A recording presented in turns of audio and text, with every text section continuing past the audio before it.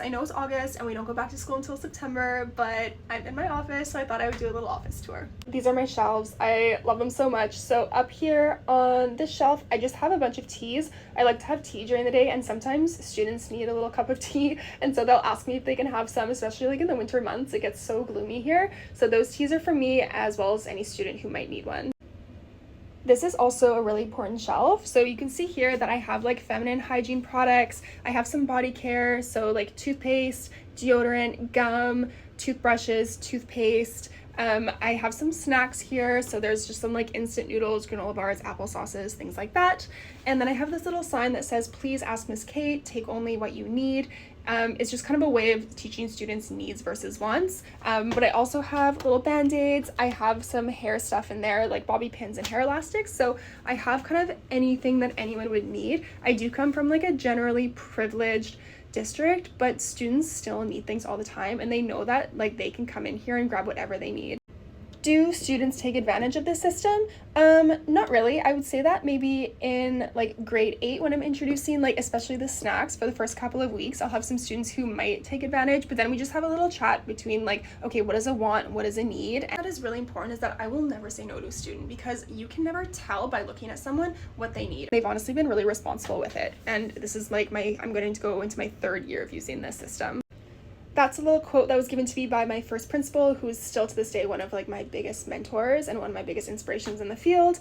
I have a little pillow. These are my slippers. I wear slippers at school, and my students know this. I wear shoes to school. I take them off. I put my slippers on, but these ones are looking a little bit ratty. I'm gonna have to get a new pair of slippers for this year.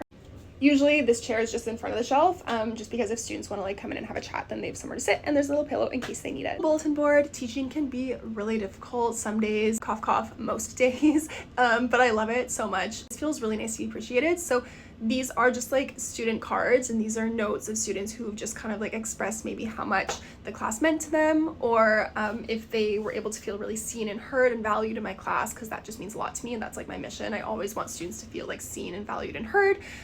So these are just little things that if I'm having a hard day, then I can read them and know that like I'm doing important work. Things super exciting here. My phone, my kettle, a little emergency bubbly, and then these are some zine projects and some chapbook projects that my students did, and I love them so much. They're so fun to flick through. They're really creative, and yeah, I just love them, so I keep them there.